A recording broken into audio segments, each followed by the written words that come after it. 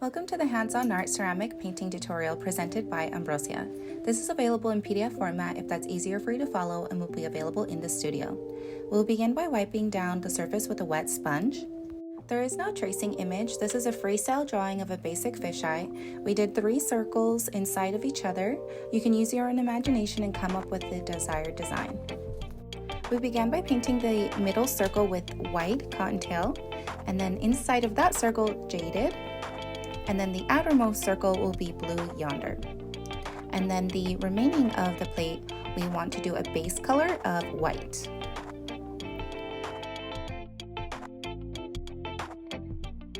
I want to point out that I am using a Lazy Susan. It makes the process a lot easier to move around the bowl. So definitely grab one of those if you're in studio.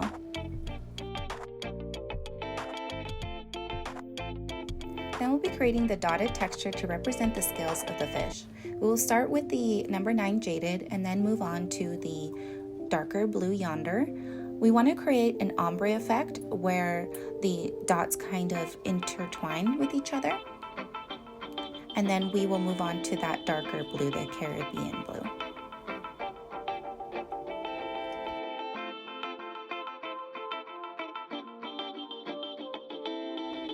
I'm just scattering them, no rhyme or reason to it.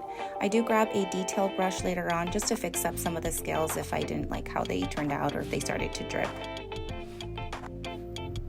Then with a liner brush, we are going to go in with the darkest blue and outline that area.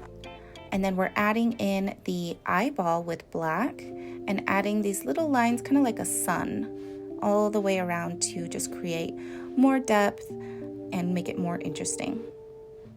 With a sponge with the darkest blue color, we will be adding a rim around the whole area. Now we do want to make sure that the surface dries before we move on to the back of the plate. And then we'll just be alternating those same colors that we used before, the jaded, blue yonder, and the Cara-Bein blue.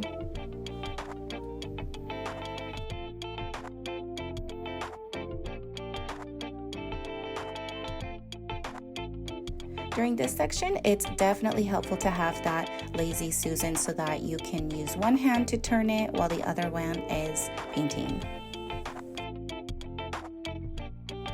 Also keep in mind, we always want to do 2 to 3 layers of every color to make sure that they turn out nice and vibrant.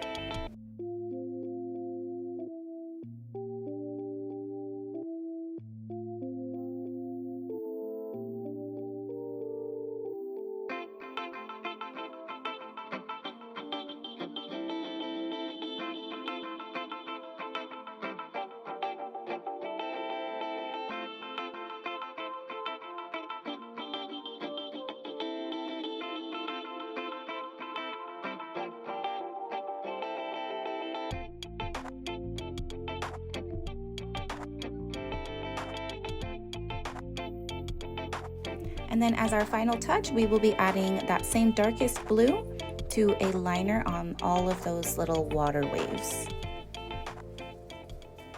It's important to go slow and be constantly dipping your brush into new fresh paint. If it dries out or there isn't enough paint, it won't glide on as expected.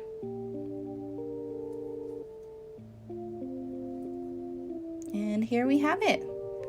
I'm just trying to be careful not to touch any wet paint. And this is the before firing.